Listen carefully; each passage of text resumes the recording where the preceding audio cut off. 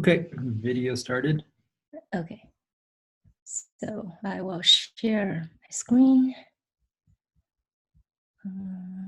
Is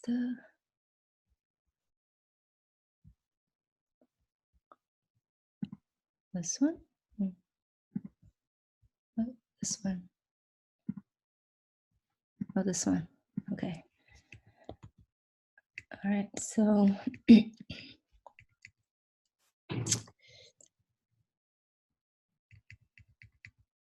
okay. So basically, right now in Kubernetes, there's no way to monitor the PVs. So that's why we want to add the support to find out if volumes are unhealthy, to find out if there's any problems always happened with the volumes, either that the volumes doesn't exist anymore or is not attached or is not mounted anymore, or in terms of local PVs, and if something happens to the node, then also we should know. So that's basically the motivation. So here, listed 4 cases. The first one basically just mentions that if the volume somehow is deleted, not through Kubernetes, it's outside. So we need to mark the volume, and then so that user knows something is wrong with the volume. And also if attached volume somehow is not attached anymore. Yeah, I think this one really needs some rewording. And if the mounted volume is no longer mounted, so we also want to mark the volume.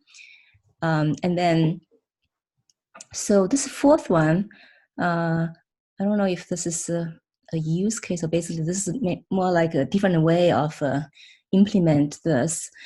This is actually coming from one of the review comment on that cap. So some storage systems, they can actually detect this type of problems. And so in that case, maybe they want to report that when it happens. And then in this case, our health controller can actually detect that right away. So that's this is something that we added after that review comment. So we can take a look at the diagram, how that looks. It's a little different. Okay, I had some questions on the use cases. Okay.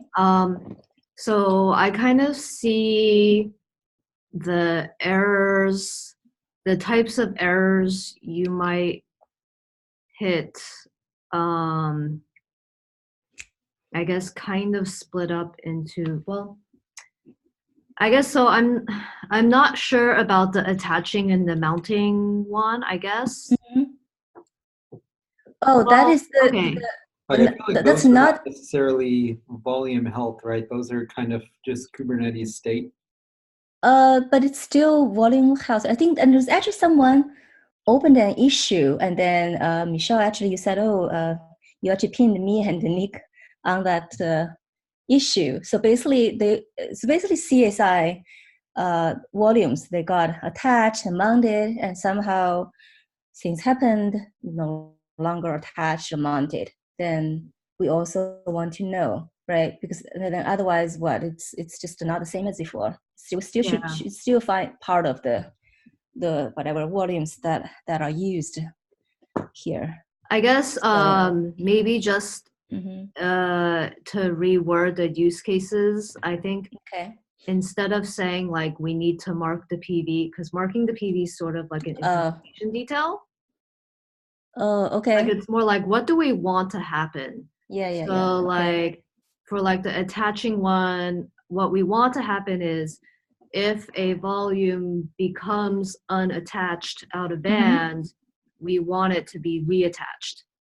And if a volume got unmounted out of band, then we want to remount it. Okay, so that got to that reaction phase, which is listed as the second phase. So it's not really part of this this cap right now. Okay. So right now I it's guess it's basically just this. like from like a user story standpoint, like it's easier to sort of see the bigger picture, I guess, of Okay. like where we want to be. Because like here the Sure. end state is mark the PV, but then we're Yeah. like, well, What do you do with that? Yeah, once sure. it's marked? Does it make sense to list some detailed cases of what happened, like network errors, or like there are all kinds of errors? Does that make sense I to think leave it's those good here? to like really list out a lot of the different types of errors that users Okay. might encounter. I think that would be good. Okay. But I think the other important thing is to also sort of enumerate like from a user's stance what they might want to get out of it. Okay. Yeah.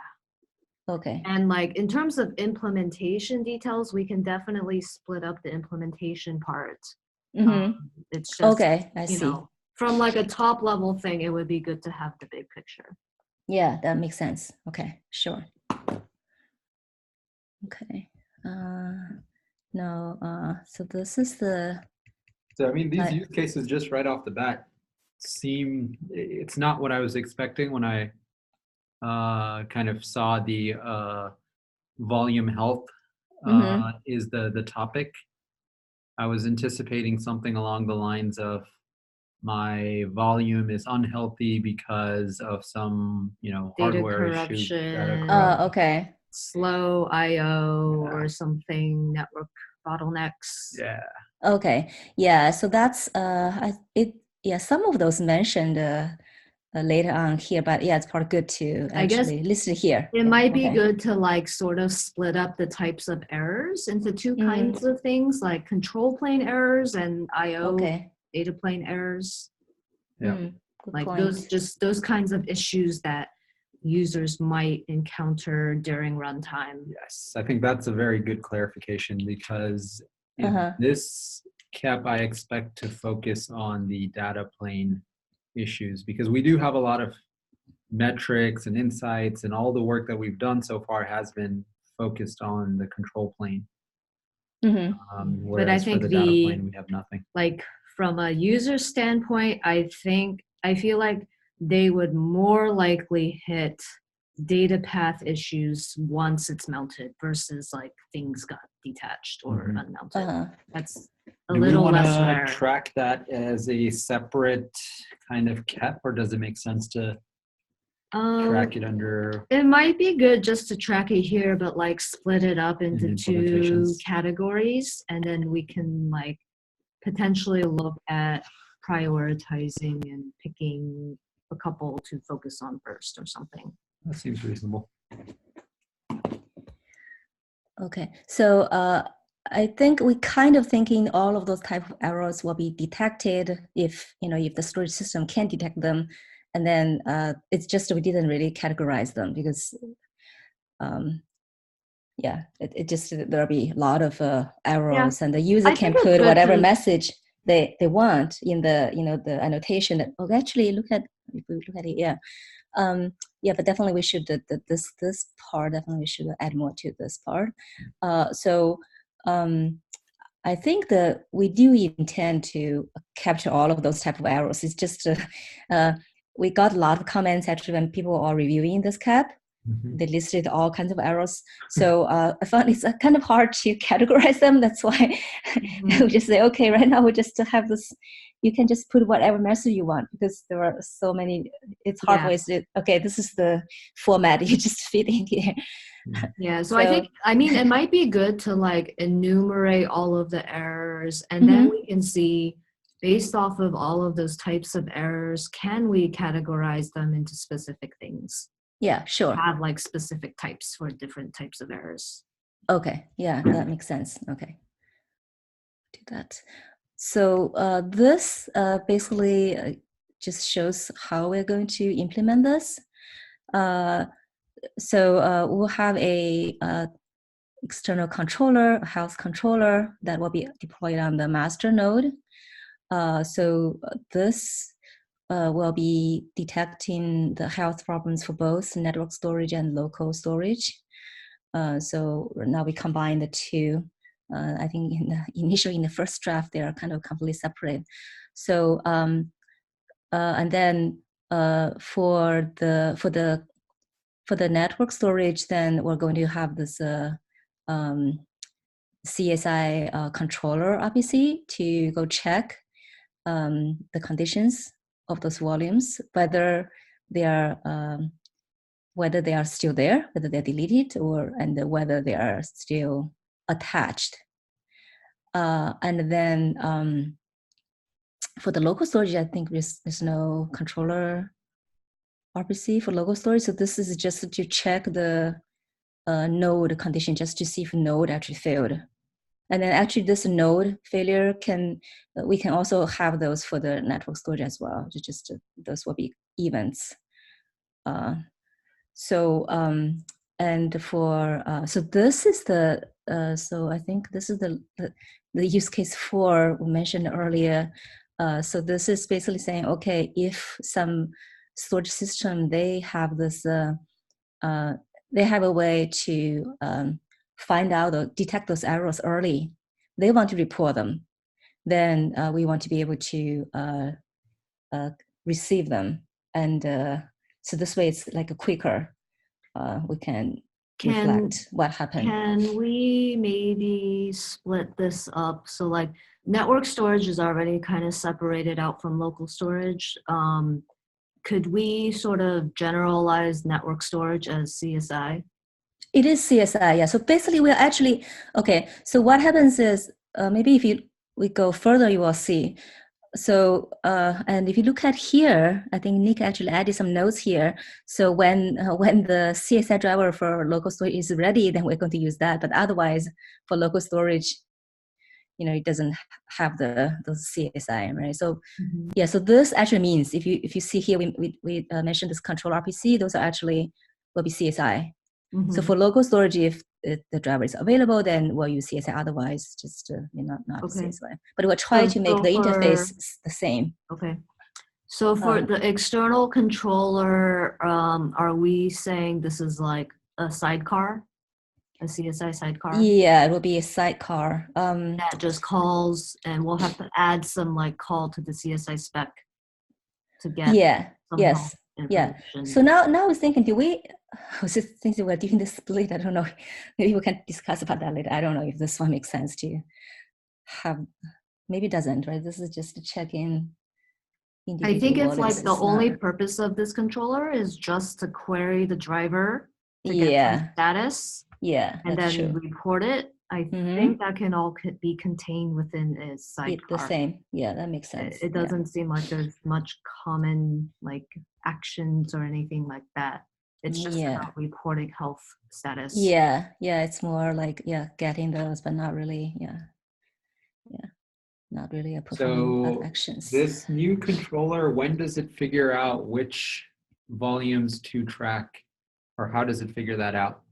Well, it's have to watch everything. It's going to be pretty. It's going to be very, very. So that's why actually, if you think of that way, then this second model may be more appealing. So this is more like, okay, this will be kind of waiting here, and then whenever something happens, and then it's going to send out some message, and then the controller will detect that. Do we need a you're saying so this third model is like a push model instead of a pull model? Yes, but this one is no longer the CSI anymore. I don't think this fits into CSS. It doesn't have this type of thing. So that's why we put it at this separate box here. Like I'm not sure like why do we actually need this third thing, or can we just say it's implemented in the CSI spec? Yeah, we can say that the reason we added this one is because someone added a comment. They are saying, hey, is that maybe a more efficient model if you do this way? That's why we have it here. So we have a question mark. Yeah. We could list it. Maybe we can remove it from here, list it in like alternative, saying, hey, there's some mention, but this is doesn't really fit into the CSI model. I wonder, you know if gRPC can support bidirectional things? I don't know. So that a CSI driver can actually push events.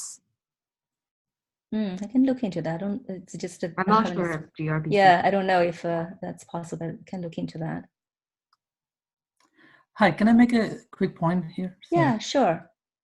Just going back to your earlier, thing about adding a health spec to the CSI spec, right? An additional method there. Isn't there already a get that can be used for the purpose? I mean, if you do a get. Yeah. So we have like CSI has a list volumes call. Yeah. We could potentially add some stuff there. Yeah. So that's why actually last time I think when David proposed the what is that? The get some notes, basically get the published notes. So I was actually thinking, oh, great. Actually, if we add more information there, then we need to introduce this. But I was thinking that might be like the most ideal place to put this kind of information. Yeah, that's perfectly fine. Yeah. But that still will be a separate capability, right? I think when David introduced that, it's a separate. It's just all together. Yeah, that's fine. Yeah, that's totally fine. But I think the one that he added doesn't really allow us to add more error message or something. I think it's like a list or something. I forgot. But we can look into that later. Yeah. Okay. Thank you. Okay. Thanks. So. I think so the we push can model look is into kind of interesting, but I wonder if it would just be easier if like storage vendors really wanted to write an external controller to push stuff, they just directly modify the APIs. Do that. They don't really. They don't need to really need this. tell our controller or sidecar to modify the status for them. That's true. Yeah, they can actually go add annotation in the PV themselves, right? They found it, and that's true too. Okay. All right. So we can leave that one out for now.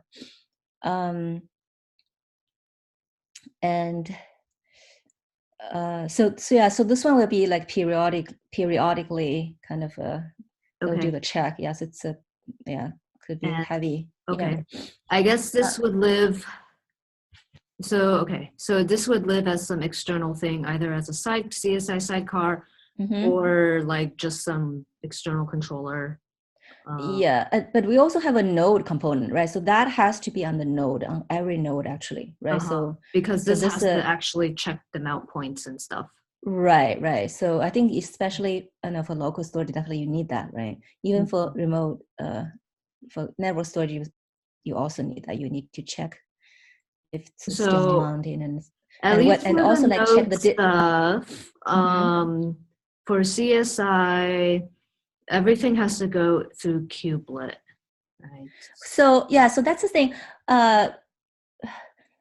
Because I thought we are not really planning to add this thing into part of kubelet, right? But I mean, if that's the case, we should try to add it there.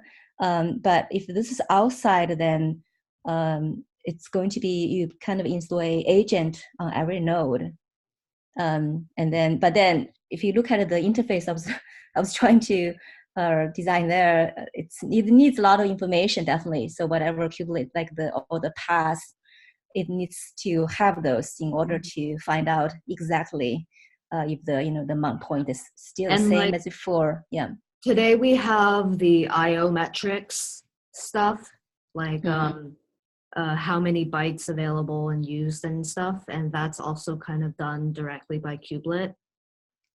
Okay. So you think that actually this is possible to add this as part of kubelet? Okay, then we could look into that. Yeah, we can look into it. But I also know at the same time they were trying to SIG node was trying to sort of re-architect the whole metrics collection thing to be like sort of outside of kubelet. Okay. So we might need to sync up with SIG node on that. Okay, we can ask. There, but like definitely there's a bit of a conflict. Oh, okay, sure. So whatever, signal decide, we can decide where is the right place for this. Even for like, even if they move the current metrics collection out of kubelet, like we would have the same problems in that like we would need to generate all the CSI arguments and stuff, which is usually generated by kubelet. So yeah, so that's kind of tricky, yeah. So because I was looking, so maybe we can actually jump to the later part, which is the CSI. So I was looking. Okay, this is the controller, but look at node, right? So you need all of this, basically the same that you need for node, like this stage and publish volume calls. If you want to check not only that it is mounted and also mounted the same way as before, then you potentially need all of this, because if you just check if it's mounted, then yeah, you don't need all of this. But if you want to check if it's really the same as before, then so all of this, I think most of this we can get it from volume attachment and from the PVC itself. But I think the paths probably will have to assume we know how kubelet construct the paths, which is constructed the same way. So I don't know if that's a good way to do it, but otherwise we don't know those paths, right? Mm-hmm. So that's the thing that we need to decide, I guess. That so basically for node check volume request, basically I have everything that I needed. Mm-hmm. For their state. Is this signature similar to the node get volume stats? Node get one. Oh, I didn't look at that one. Node get, that one is the one that collects used and available bytes. Oh, okay. I need to look at that one. Yeah, I haven't paid much attention to that. So let me take a look at that one. That one may not have this much because that probably assume it's already mounted or something, isn't it? That one. Like I wonder if so there's like a volume identifier. Okay. Right, it passed in the args. There's a volume identifier. I wonder if we can simplify it just by saying like we give the volume identifier in the args, and then they return, and then the driver returns the status. So I think that is possible if you don't really want to know whether it's mounted exactly the same way as before. I guess that's definitely possible. So if you just kind of saying whether just to check whether it's still mounted or not, right? Otherwise, I would definitely take a look of that. I was just thinking that one doesn't have all of this information, then probably it can definitely give you some information back, but it won't be able to check I guess all the details. Most drivers don't really keep a mapping to volume ID and path. Right, so it's mostly like you have to give all the information, yeah. If you just, so like, I think our driver, if you give I believe if you give a volume context, then, and with volume ID, we can figure out something. But I guess every driver is different, right? So some driver may need more. So that's why I thought, okay, probably we still need to keep all of this information here. Mm-hmm. Because I don't know what the driver do with this. They probably just don't save anything. Yeah, but I would be curious as to what volume get stats is returning. Okay. Because that's kind of in the same boat, right? It's kind of called out of band periodically, and it needs to tell the driver, hey, give me information about this volume. Okay, I was just thinking that clock probably assumes it's already mounted. It's probably not really checking if it's mounted exactly the same way as before. Mm-hmm. That's that only thing. That's probably, if maybe that is enough for the first phase. Maybe we'll try this out and find out. Oh, okay, with the actually need more, then maybe we can add more. Then maybe that's a good first phase. Make it simple initially. So yeah, I'll take a look at the get volume stats, and this. The idea here would be to call this call periodically. Mm-hmm. Yeah. Similarly to how we call get IO stats periodically today. And so then it would be number of volumes that are currently active on that node. Okay. Yeah, so if we only want to see if it's attached, then the one that Davey added already has that Yeah, that information, will right? handle that. Yeah, so this one basically just added a few more things. If you want to check if it's exactly attached the same way as before, basically you would need all of those parameters. But if we want to just, I don't know if we want to say, okay, maybe at first phase we just make it simple, just to check if it's attached or not, assuming it's still the same. Yeah, I think the work that David's doing will cover the attached case. Okay, then if that's the case, then we don't need this. The only thing is you wanted to check if, say, like, yeah, the problem is the error messages are not covered there. So if that's the case, we can't really expand that one anymore, because that one does not allow. The thing is like, what would you do with the error message? So the work that David's doing is that if he finds that he's basically adding the logic to reconcile. So okay, if he queries a driver and finds that it's not attached and it should be, then he will go call attach. And then so if that's the case, if he's doing that, then is this still needed? Because if we are periodic checking if it's attached and then try to reconcile. Yeah, I think still needed? For attach, this is not needed. Okay. Okay, it's probably maybe I should sync up with him. Is his work will be in 1.17? Hope so. Yep, okay. That's the goal. Okay. All right. So if that's the case, we can actually just remove this one. So we will just need to. The other use case you mentioned was if a volume got deleted. Yeah. So that one, so that we still need. So okay. So here is the response. So the response here, so basically check if it exists. So attach, we don't need anymore. And also, this one, we also have the capacity, how much space is available. Does that need to be controller side? Because we already have node capacity. But this, but this is from the node capacity. That's not really showing you how much is used, isn't it? It is. It's at the file system layer. It gives you used and available. Okay, so we may still need this for the block, but I will take a look at that one. Maybe that can definitely maybe solve some of the problems. Maybe it's not. And then for volume exists, I wonder if we can handle that through the current list volumes. When we call list volumes, do we pass in a list of volumes we expect? Or is it just list volumes and it returns everything? List volume that doesn't have a filter, I remember. It doesn't have an args? Snapshot has it, but list of volumes, I remember, does not have a filter, but maybe that's something we can add like a volume ID, so that will.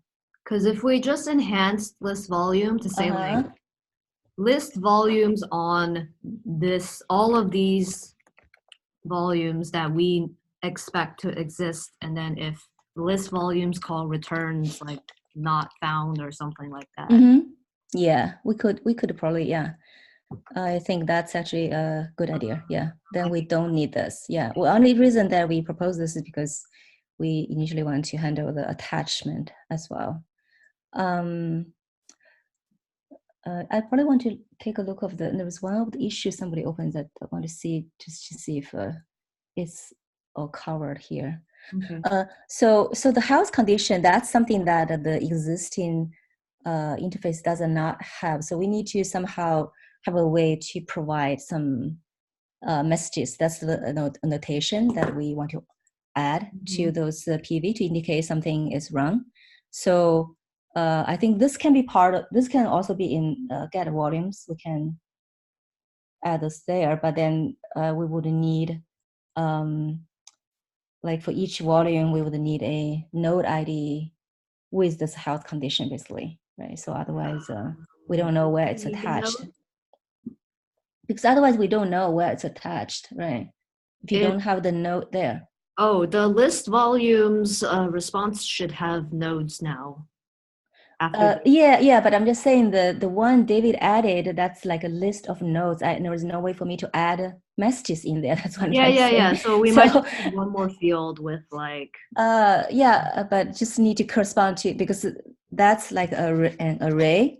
So either I need to expand that thing, or I need to add another field so that I can correlate the node and the message. I guess from like a controller standpoint, though, does it actually matter which node the error is on? Because the node, the node health stuff should cover the health on the node, on a specific node. Oh, it looks like Nick has joined.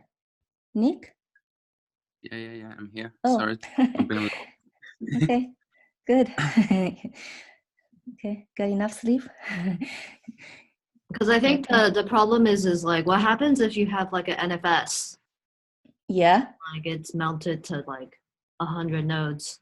Yeah, but I mean, every attach is different. You do want to find out, you are attached to this node, but not the other node, and what's wrong, right? Otherwise, then it's not really helpful. I mean, it just says, oh, failed on this node, and then gives some error. Don't really know which one is the problem, and right, then I think you still need to have those What I'm worried about is if we have one standalone call that handles all of health, what it needs to do then is the input to it must be as large as basically all the other inputs that we have. So it must be able to handle the input that we pass for mount, the input that we pass for attach, we can at least split it up into node and controller calls. Right, we could do node and controller. That's true. Because list volumes is currently a controller call. Yeah. And then we would end up with one status call on each side then, one on controller, one on server, or sorry, one on node and one on controller. Mm-hmm. And the assumption would be that it's never called unless it's completely published. Except for the node one. Except for the node one. Because we have to verify that it's actually still published. Right. Okay. That could work. All right, go ahead, Shing. Okay. I think we were just talking about this condition. I think we maybe need to add another field there in list volumes, kind of like so basically more like a map type of thing. You have the node ID corresponding to some messages or something like that. So so this way we would know which one cannot be attached and why. So I mean, so we're not really, we said that we don't need to handle the attached case here, right? Because David's gonna do that. Well, that's true. If there's already reaction happening, then meaning there will never have a volume that is we thought it's Kubernetes thought it's attached and it's not attached, because Kubernetes will keep trying to fix that. So basically meaning we shouldn't have any problems. Yeah. So if that's the case, maybe that is true. Okay. So let's just Could we handle the storage drivers which support multi-attach? Multi-attach, that I'm not sure. I think so. Because that's why the nodes field in the list volumes call is an array of node IDs because of the multi-attach types. Yeah, we used to try to find. We used to try to put the existence and attach checking to the node RPC interface, but since we have the controller RPCs, so we put it here. I think we still need the node RPC. We believe we still need the check the node condition. But this controller one, we maybe can just enhance the existing list volumes. Maybe just to add a volume ID there so that it can filter, what volumes we want to check. So we don't need this, it's attached. We don't need this. We don't need the health condition. So basically, we just want to check whether it is still there. And then even the capacity, there was Michelle said there was actually capacity information on the node side. So I'm going to take a look and see if that one is enough to cover this. So this mainly is just to check if the volume is still there.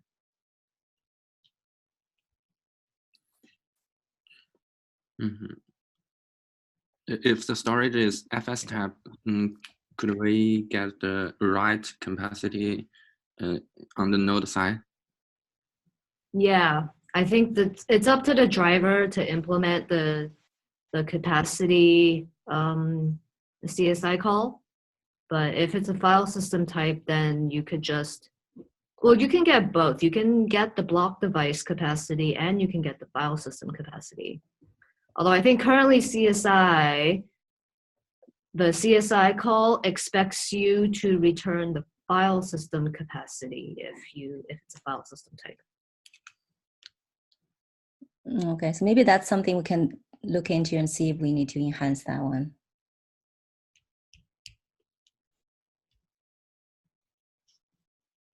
Okay.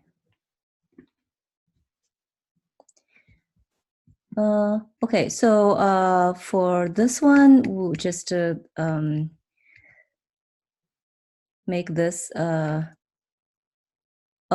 This one we need to sync up with node team and see whether we should make this a kubelet call or outside.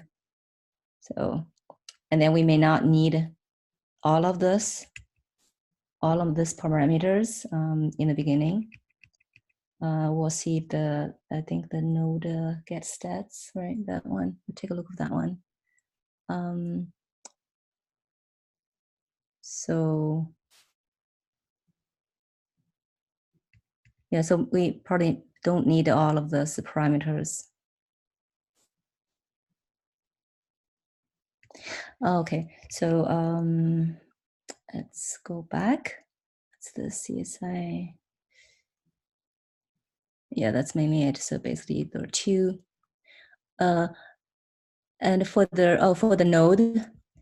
node check volumes, so we also want to other than to find out whether it is mounted, we also can find out other informations like the file system corruption, those type of information we can also get from the node check volume. So yeah, that sounds good to me. I guess one question in general for like the API point of view, do we want to define specific types of error codes? Yeah, we can maybe try to define some common ones. And then have like this other thing at the end if people want to have a custom error. Okay. Yeah, because there are a lot of those and probably we can't cover all of those. Maybe both. Yeah. We can identify some because common ones. Depending on the type of error, like we might be able to reconcile stuff. So in this reconcile that David is working on, basically it's going to try no matter what error is, right? Yeah. Okay. Okay, so maybe that one, if we can figure out what kind of error that is reconcilable, maybe, we could, some of those maybe it doesn't make sense to keep retrying. I guess that's maybe in the future, not for right now. Actually, the detailed RPC interfaces is implemented by different storage driver owners, so it's hard for us to define all the message errors. But I guess it would be, at least from the CSI side, we can define some error codes based off of like existing CSI calls. So we could say like publish error, stage error. Yeah, we can only define some common errors. Yeah. And then maybe like, I don't know, IO errors or something, or. Yeah, we can look at the existing CSI error code and come up with some common ones. So from the Kubernetes API point of view, since we're going to use annotation, so there won't be any new APIs at least for the first version. And then this will be based on whatever error message is returned by those health check RPCs. The annotations just for alpha? Yeah, because I think I mentioned this in one of the 630 calls, right? Initially, we thought we can use the volume taints, but that one is kind of evolving. So we don't want to depend on something that is still. I think it would be good to sort of prototype using annotations. But eventually when we want to add some sort of like reconciling thing to it, then we probably need to make it like part of the API. Yeah. So I think because the volume taint is also have other use cases like the data populator. So maybe that will come up when we discuss about data populator. So this will be another use case as part of it. Yeah. So we definitely will still think about that one. It's just I mean, if we depend on that one, then we probably can't start working on the CSI and controller part. Yeah, the taints is added in the alternative section below. Yeah, we moved that. Yeah, we did move that one. There's a low. We mentioned that we could use that when that is ready. Yeah, I think alternative. Yeah, so this out of tree, like if we make the first phase sort of all out of tree, then I think putting some annotations is okay. Like once we have in-tree stuff, depending on it, it needs to be API. Yeah. So if we decide that the node part will be called on by the kubelet, if that's the case, then we probably will need this taint, right? The other challenging thing about the kubelet stuff is today kubelet's not allowed to modify PVC or PV objects. Oh, okay. But what even this type of a taint is okay? So it's like you need to add a new. Oh wait, actually, for the file system resize, it needs to update the PVC, right?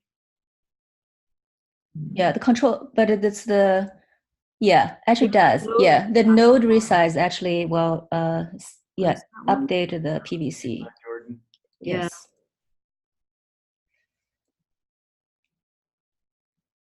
Yeah, I know in the past, like security team has been pretty strict about not allowing kubelet to modify objects. So okay. That might be another hurdle for the node part of things. Okay. Yeah. Well, we can make it an external agent if we can make it in there. It's just like you said, they are trying to move the matrix part out, right? That's the case. Then why we want to try to make it in? It probably won't happen anyway. The attach error I saw that you had for annotation. Attach. Yeah, but this is since we said we maybe don't need this anymore. This is just an example. Okay. But like for example, this one, those are just some examples. It can be anything. Oh, this is the taint basically.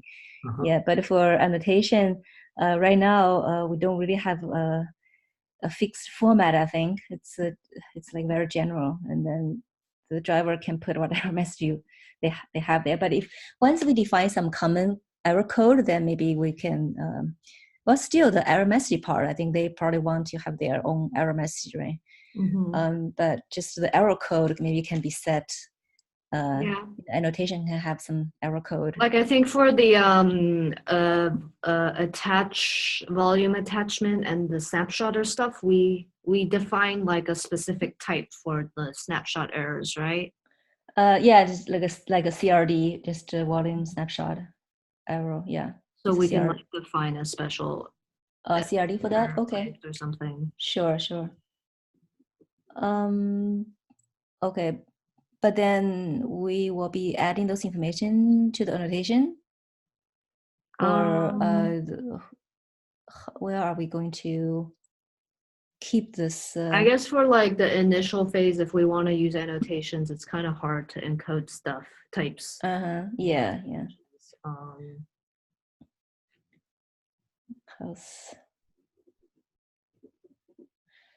Maybe, I don't know. Unsure. But it can still have, we can make it as like a certain format, right? So the annotation will have a certain format. So maybe we can. The key is the, or yeah. So the like this value is also a map with key and message. Yeah, the value is a JSON string. Yeah. It's just because there could be a lot of errors. Mm-hmm. So like the first part, the first key, like attach error, we could define some sort of well-known types. Some code, some error code. Yeah. Yeah, sure. I'm trying to think of the case where we're going to want to differentiate based on the error code user versus server errors. Version? Oh, different errors have versioning? No, I was thinking more like in a future phase when we can actually build things to reconcile these errors, it would be good to be able to group types of errors into specific things. So like if it's like an IO error, maybe you can run some like, I don't know, file system fixer tool or something. If it's a provision error, then I don't know if we want to reconcile provision, but I had to create a new volume. Create a new, here's you lost your old volume, but here's a brand new one. Yeah, this is probably not a good idea.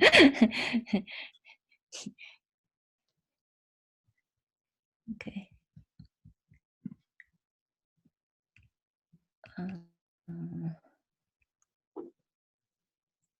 What was the purpose of the toleration on there?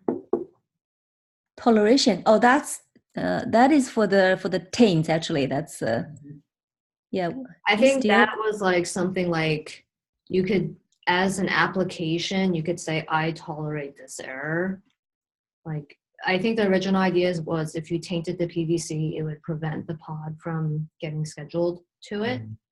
And as a pod, you might say, "Oh, I don't care about this error. Go ahead and schedule me anyway." Okay. I'll find a way to do that in the backwards. Yeah. That'll be fun. I think what they've done in the past is like they have an admission controller that adds like a blanket toleration to everything. If it's not so. Cluster upgrade. Okay. The proposal is only for monitor pod. but do we really need the toleration? If the PV is unhealthy, could we really can tolerate the error? Depends. If maybe to fix the error, they want to deploy a pod to fix the error. Oh, At least I think for the initial use case for the volume taint is because of the data populator, right? So that there will be like a data populator pod will still be able to attach and copy data over, but other pods should not be using that volume, something like that. I think initially that's. I think the other thing with taints is that you can also specify if you want the pod to be evicted or not. So maybe you can specify a toleration that says like, even though my disk has IO errors now, don't evict me. I still want to, continue running and just get like IO errors in my application and handle it there. Maybe, hypothetically.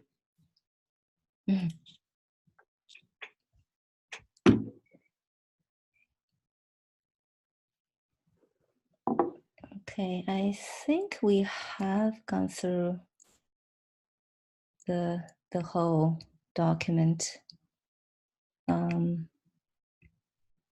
Yeah, so basically, the main thing is captured in here, and then we did go through all the CSI RPCs. So we'll make those changes. On the side, I think this would be a good feature to try out the new alpha beta GA policy. Okay. Because sure. it's a mistake that we made with the resize. Okay, sure. We never did the alpha beta GA, and now there's a bunch of problems with it, and it's hard to fix it in a backwards compatible way. Okay, I need to take a look, and not sure how to make that yet. I'll take a look if you're. An example on the spec repo. Oh, okay, sure. Take a look. Yeah, we could, and also we maybe like just to summarize the main action items. For I think the controller side, we should investigate the CSI list volumes call, and we can potentially just extend that. For the node side, we're going to have to investigate a lot of stuff. The whole like metrics collection model and the permissions to modify for a kubelet to modify objects. So that probably we need to find out from SIG node what is their direction, because I don't know if it makes sense for us to try to add this when they are trying to move everything out, right? That's right. So, okay. Yeah, and then just on the like high level use cases part, just maybe moving some more bigger picture use cases. Sure.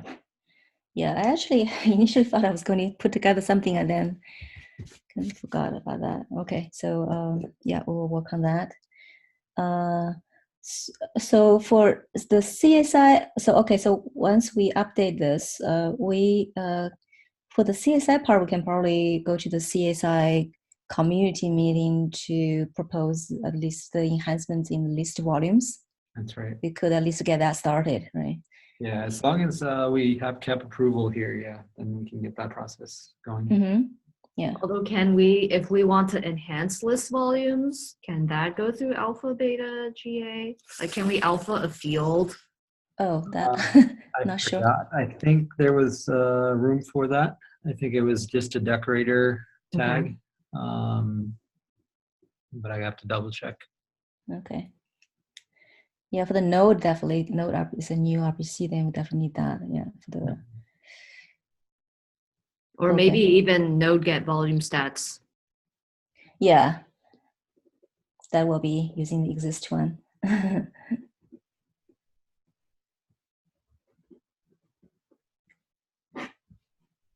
Yeah, we'll see. We'll try to use the existing one. Yeah. Okay. Cool. Thanks for putting this together. Yep. Hey, thank you. All right. Bye now. Thank you. Take care.